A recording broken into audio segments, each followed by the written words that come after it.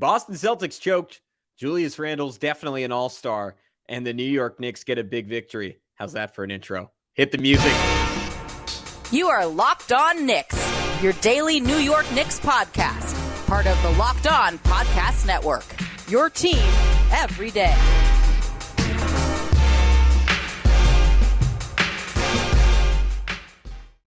You are Locked On Knicks, and this episode is brought to you by FanDuel Sportsbook, official sportsbook of Locked On. Make every moment more. Visit FanDuel.com/LockedOn today to get started. And we want to thank you for making Locked On Knicks your first listen today and every day. If you didn't know, now you do. We are available on all platforms. That includes on YouTube. So go hit that big subscription button. Check the notifications bell. I think it's a bell. I gotta double check that.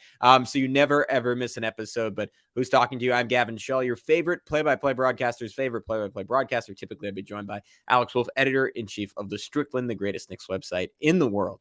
But tonight I am rocking solo, and fortunately, plenty to talk about after an incredible game of the year type of victory for the New York Knicks, 120-117 over the Boston Celtics, where for once, law of averages, it was going to happen. The New York Knicks were not the team to miss free throws down the stretch and blow the game. That was the Boston Celtics, who had a chance to win it in regulation when Jason Tatum had a pretty good look from about 20 feet. He clanked it. They had a chance when Robert Williams got the rebound. Jericho Sims blocked that. They had a chance to take the lead at the very least with 7 seconds left. Jaylen Brown misses 2 free throws. They had a chance to come down and tie it, send it to a second overtime. Jason Tatum missed it. They had a chance to again send it to a second overtime. And who else but Jalen Brunson blocking Malcolm Brogdon's attempt at the overtime buzzer. The New York Knicks walk out of Boston for the, second consecutive game with their win of the year.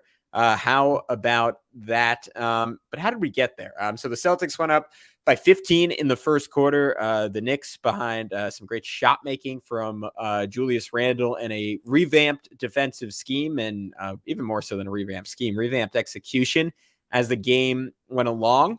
We're able to tighten up defensively. We're able to extend to a 13-point advantage, 102-89 with 7 minutes and 8 seconds left in the game. And then there was a lot of Julius Randle and Jason Tatum going back and forth. There was a lot of the Knicks offense. Let me know if you've heard the story before. Faltering under pressure from the Celtics and not really having a response outside of shooting extremely late in the shot clock, and usually in the form of an isolation for either either Brunson or Julius Randle. Though I might just say Brandle going forward. Quinn Grimes missed a wide open 3-pointer that Brunson did a brilliant job of creating with about 35 seconds left. That would have put the Knicks up by 3. And that's when Tatum came down and he missed his game winner. And then in overtime, the Knicks went down 115-110.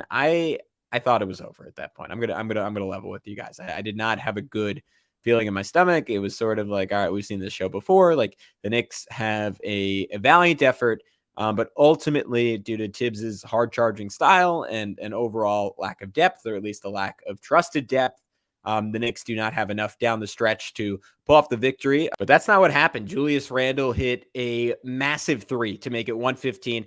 RJ Barrett got a corner 3, and then both Randle and Barrett hit their free throws down the stretch to cinch this one for the New York Knicks. But Randle was ultimately the story in this ball game. I think he did enough to cement an all-star berth in this one. 37 minutes, 37 points against the best team in the league, 9 rebounds, 13-25 from the field, 5 for 13 from 3, hit his first 3 of the ball game like he does seemingly every night now, 6 for 7 from the charity stripe. And as has been the case all year with Randle this year, apparently employing the Wim Hof method, which includes ice baths and some heavy breathing exercises. I've dabbled before, but you know what? You can't question it. It's working for the guy. He said he had to sacrifice, apparently in an interview with Jared Greenberg. It didn't look like he had to sacrifice a whole lot tonight. I mean, my guy was eating good, and deservedly so. Let me say, raining fire from deep. His pull-up game was immaculate. Had one on on Jaylen Brown that just kind of left me shaking my head. It was almost like a marionette. He looked honestly like it's the night to invoke the Navy. He looked like Kobe Bryant on that one shot in the third quarter, and just big play after big play. I mean, when the Knicks had nothing going early in this game. I mentioned they're down 25-10 at one point, and it would have been like 25-2 if Randle wasn't bombing away from 3-point range, if he wasn't working his way to the middle of the floor for mid-rangers, if he wasn't firing up the whole team with big time dunks, both to end the first and then open the third. I mean, that one he had on Jason Tatum where he almost had, like, it gives you an idea of what a freak athlete he is, because he was going too fast to dunk the ball. He shouldn't have been able to dunk it. You saw it on the slow-mo replay on TNT. Do yourself a favor and YouTube it if you didn't catch it live. He lost the ball in midair, and by the time he collected it, his head was essentially about to hit the backboard, but recovered it just in time, finished with the left hand on the right side on what probably should have been a righty dunk, but he was going so fast he didn't even have time to get it over with his right hand.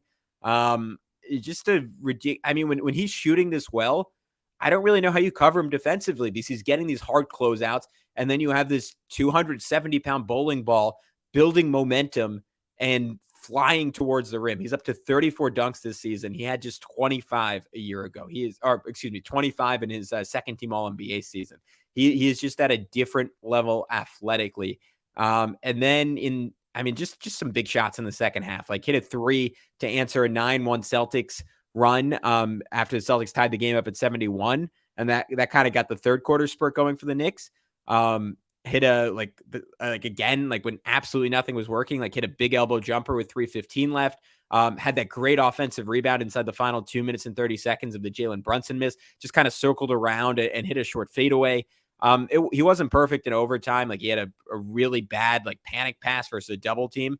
That was at the end of regulation, and that's what led to the Malcolm Brogdon 3. And then after he made the first 3 in overtime, had a dumb play where he just kind of took a heat check step back, that you can't really justify in that situation. But then the guy made up for it, right? I mean, he made the extra pass to Brunson that led to the the RJ3 in the corner. And then he hit his 2 free throws, which has been far from a given for the New York Knicks this year. I don't know what more to say, because I think a lot of times, in the all-star discourse on Randle, what we hear over and over again is all right, he's putting up the numbers, the Knicks are winning, but other guys just have a little bit more of a pedigree, right? I would argue that Julius Randle is starting to belong in those conversations. And I don't know, is he top 20? Is he top 15? Is he top 25 in the league? That could be a whole episode. We can do that at some point, but he is, I think, in the top 15 conversation at this point, because he is a force, and he's doing it night after night after night. And I saw Zach Lowe in his column today. He didn't have Randle on his team, and he put in James Harden, Jimmy Butler for his last 2 spots. And he was saying look, Randle at his best, doesn't impact the game the way those 2 guys do. And then look, in Zach's defense, he said he was splitting hairs, and I don't think I think it's a nearly impossible decision. I don't know if there's a clear-cut wrong decision there, but I would push back on the idea that Randle at his best, I think, is as good as Butler or Harden this year. Is as good as most of the guys outside of the top 6 dudes who everyone knows in the NBA. He has taken over games in a special way. And a lot of times, earlier this year, he's been guilty of not being able to finish the job off. Wasn't the case tonight. He finished the job, and it led to a Knicks victory. So when we come back, I want to get into Immanuel Quickley's brilliance a little bit, Jalen Brunson's brilliance a little bit. But before I do that, there's someone, this is, I feel like this is introducing my fiance to my parents. There's someone very special I want you to meet. And hopefully you've met him if you've been listening this week, but if you haven't, now you will. It's our newest sponsor at FanDuel, and the NFL playoffs are here, and we're really excited about our new sports betting partner for Locked On, because they're the number one sportsbook in America, FanDuel. And if you're new to FanDuel, that's even better. They have so many great features that make betting on sports fun and easy. New customers join today. You get started with $150 in free bets guaranteed when you place your first $5 bet. Just sign up at FanDuel.com/lockedon.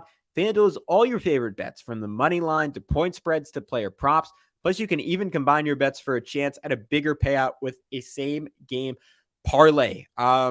I think I'm gonna load up on the NFC Championship game. I'm gonna load up on the Philadelphia Eagles. I feel pretty good that this is the week that Brock Purdy turns into a pumpkin. So whatever it is, like 49ers under points, under yards, Jalen Hurts over for rushing yards. Like I think he lays it all on the line in this game. That's where I'm heading. So it's all on the app. That's safe, secure, and super easy to use. So football fans, don't miss out. Place your first $5 bet to get $150 in free bets, win or lose, at FanDuel.com/lockedon. Make every moment more with FanDuel, official sportsbook partner of the NFL. All right, we are back on Locked On Knicks. Thank you for making us your first listen today and every day on Locked On Knicks. And I think the next place to go, I want to talk about Immanuel Quickley and Jalen Brunson, because they were both outstanding in their own right. But I think it was fascinating to me how the Knicks responded to just getting bulldozed early in this game. And this is what the Celtics did the first 15 or 16 games of the year to every single team that they played. They would just bury you under an avalanche of three-pointers, and there wasn't really a way to guard it, especially when Robert Williams wasn't in the lineup, because they were 5 out. And look, teams in the past have played 5 out, and teams around the NBA, look at the Utah Jazz, they're doing it to great effect right now. Like, play 5 out all the time. But to play 5 out with 2 killer wings, 2 all-NBA wings, like one first team, one in Jaylen Brown, who's a great shot at making second team this year. That is impossible to defend. You got to hope they miss shots. And that, honestly, that was sort of what worked for the Knicks as this game went along. Boston was hitting everything early on, and as time went along, it evened out a little bit. They still shot super duper well from 3. They finished the game not as good as I thought, 16-46, which is only 35%, but they had stretches where they were really clicking. So what changed for the Knicks? I tracked all the early threes Boston made in this game. So let's go through them together. And so first one was RJ in semi-transition. Like, Grimes wanted to switch with him because Grimes was closer to Jaylen Brown. RJ didn't recognize it. They both guarded Jaylen Brown. Jason Tatum gets a step in, lightly contested 3. Then a second 3 from Jason Tatum. Sims just he got too deep in his drop, and it's hard to say, is that scheme? Is that Tom Thibodeau? Is that Sims not having that balance quite down yet in a way that Mitchell Robinson with a few years more experience has down at a really, really high level. Another one where Sims again kind of dropped and never got back up. Al Horford was wide open. He hit it. And then Sims a third time where he was dropping deep. Grimes got caught on a screen. I think Sims called out that the screen was flipped, and Grimes just didn't quite get there in time to stop Jason Tatum again. Another one where TNT kind of cut back to this play late, so it's hard to tell, but it seemed like Julius Randle was covering the inbound and just kind of got lazy and didn't cover Derek White on the play. But then in the second quarter, I don't think it was a total schematic shift, but it seemed like the Knicks started switching on some like-sized screens, which made it an easier cover to stick with the shooter.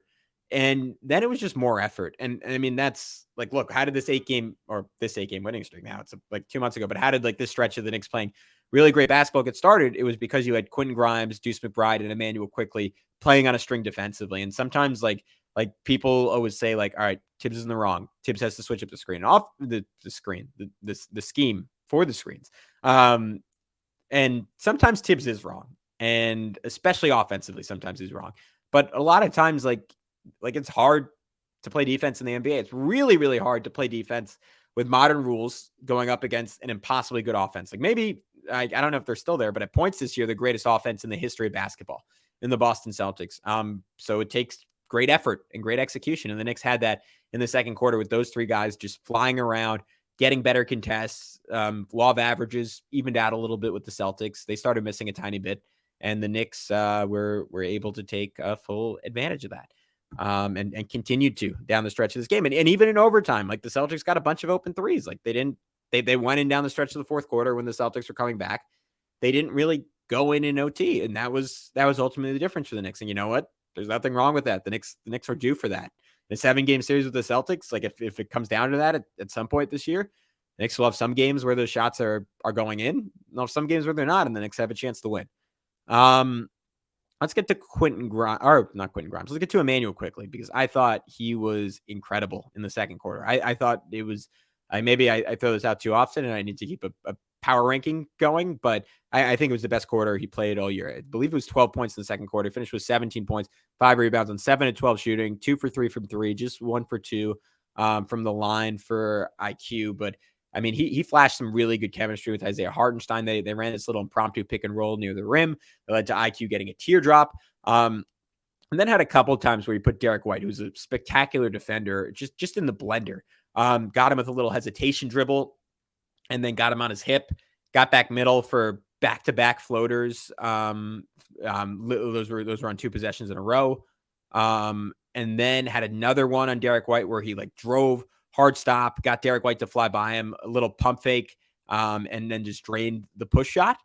And then was kind of in his bag a little bit, got Horford on a switch, did his signature right wing sidestep 3 ball, and then hit a 28-footer off a dribble handoff. He was just in his bag in the second quarter. And you're seeing a guy who I think very much is finding himself as an NBA player. I used the term earlier this season, identity crisis, with Immanuel Quickley, and I no longer think that's the case with him. I think he is very much cognizant of the player that he is and should be, and when to deploy what is an increasingly varied skill set and how to do so to the best effect.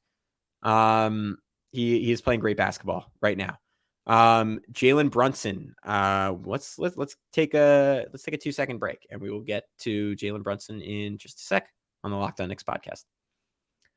All right, guys, let's run through everyone. Still a lot to cover. Third and final segment here on Locked On Knicks, and it was a bounce back performance from Jalen Brunson after a 3-game stretch that I thought was probably his worst of the season, even though he made some big plays late against the Cavs, and this one, again, he started a little slow, and then all of a sudden he heated up real quick, 2 deep threes back to back in the first quarter to get going. Had a great 2-man game with Julius Randle, first to set up Randle, then for himself to get a little floater, flash the hook shot, flash the post game. He had some issues defensively at points in this game, but also made some really good plays. Had a strip on Jaylen Brown really early on, had a strip on Time Lord in overtime where he just got to the spot and prevented a dunk. He got robbed in overtime when he probably should have had an and one floater.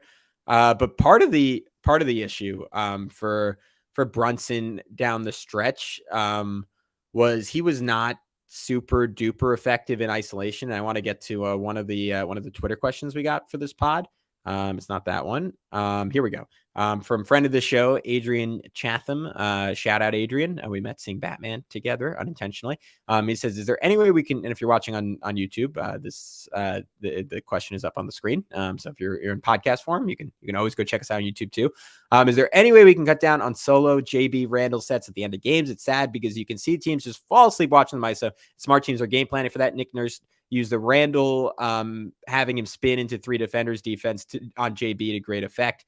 And we saw that again with the Celtics, right? They started applying more ball pressure. Guys get tired. Quentin Grimes in particular looked nervous in this game, which he has on and off, I think, in clutch situations. And I've said it before, but he just has a tendency to he starts kind of rushing his motion, especially when he's wide open, and he could really take his time and take a rhythm dribble. And I think that's a very natural tendency in a younger player to do that. And it's kind of the notion of all right, if I'm going to miss, I want to miss it fast. I don't want to take my time and check the wind and then miss, because that's even more embarrassing. And I think that's something he'll get past, but we're supposed to be talking about Jalen Brunson right now. I think it's on Tom Thibodeau to draw up quicker hitting actions for them, which to his credit, he did in overtime on the play where Randle drew the foul. It was an inbound and Randle just went right to work, driving right, and had either was going to draw the foul there or was going to kick it out to RJ, who was wide open in the corner again. And to me, that is ultimately the single biggest variable. And it's always going to be harder to get transition buckets and semi-transition buckets late in games, but the Knicks just have to make an emphasis to push late in games. And to me, that it just necessitates lesser legs. And I want to see more Obi Toppin for that reason, just so Randall's a little bit fresher down the stretch. Like I wouldn't mind seeing like more Immanuel Quickley, so Brunson's a little fresher down the stretch. And to Tibbs's credit, like I think he made an honest effort at that in this game. He actually sat Randall for 10 minutes in the second quarter, which it's literally the first time he's done that since Obi Toppin initially hurt his leg at this point, like a month and a half ago. So that was interesting. And then both guys sat for the first 5 minutes of the fourth quarter, and the bench was able to hold their own. But I think those two being a little bit fresher just will encourage them to create offense earlier, because I think it's less about putting the ball in your best player's hands and more so like ensuring that they are doing something heading to the basket with 18 seconds left on the shot clock instead of with 5 seconds left on the shot clock, because then you just end up with live grenades, and you end up like, I mean, Randall, I noted it earlier, but he had that really bad throwaway on a similar on a play where it was just like he got it too late and was going to work too late, and last second tried to hit Grimes cutting, and he had to throw it like kind of haphazardly, and it led to the Brogdon 3 on the other end of the floor.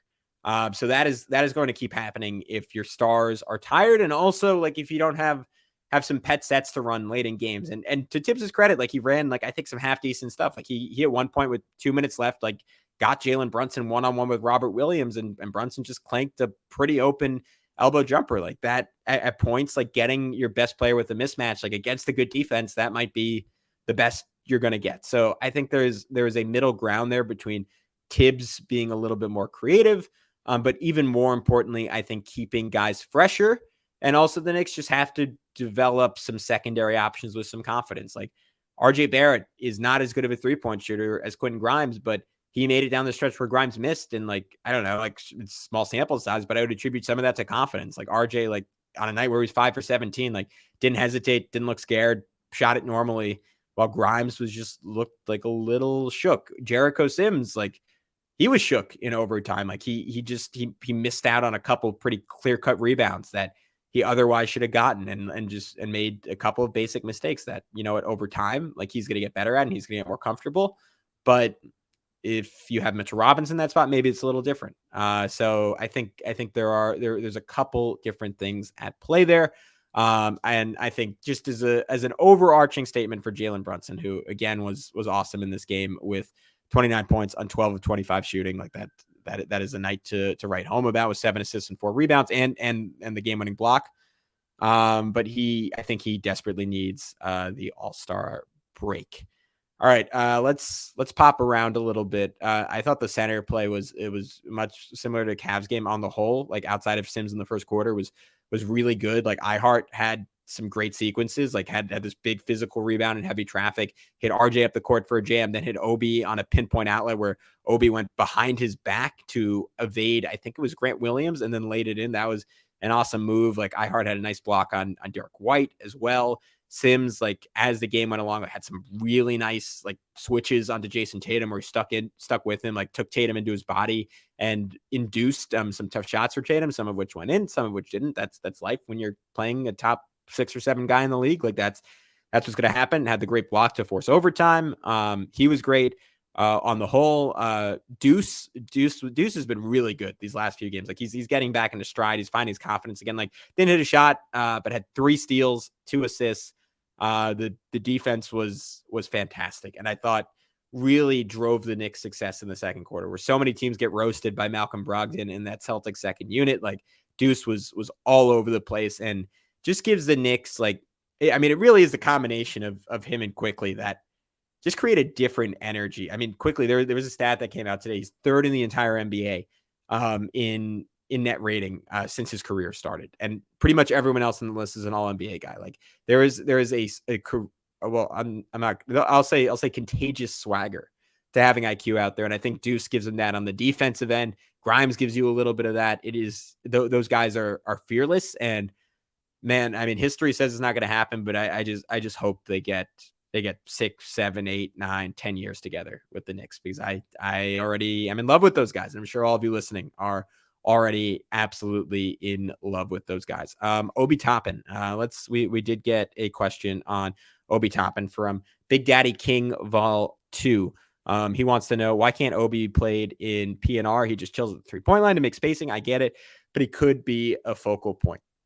This is something I would love to see from the Knicks as a wrinkle down the stretch of games. I know playing Obi and Randle together, like against the Celtics, if they're going to throw Horford and Robert Williams out there, like to some extent, like as a hazard, and like you don't have a lot of rim protection with Jason Tatum and Jaylen Brown, I get it. But if the Celtics are scoring at will anyways, like give me some of that look, because I think another way for the Knicks to create late game offense would be going small and having the same 5-out spacing that the Celtics get the benefit of late in games. And the Celtics are lucky enough to do it, like with Horford, if they so choose, like who can actually protect the rim. But what Obi could give you as a rim runner with 4 shooters, like is completely unexplored. And ultimately, I think it's at some point, it's going to happen on another team. And we're going to watch that guy average 20 points per game, because I think he is that kind of threat. If he is given priority, and he shouldn't be given priority over Julius Randle right now, but he should get the chance to play with him at times. All right, let's wrap up. We got one final question. Can these primetime games make us have 2 All-Stars from Steel? I don't think so. I think Julius Randle is going to make it. I don't think Jalen Brunson is going to make it, and that's just a product of the East field being incredibly competitive. But I think Randle is proving himself deserving at this point. So that's it for this edition of the Locked On Knicks podcast. An incredible win for the Knicks. They'll try and continue the momentum against the Nets, who are really on a skid right now. Jacques Vaughn had some comments about Ben Simmons, referring to his sore knee with a very obvious eye roll.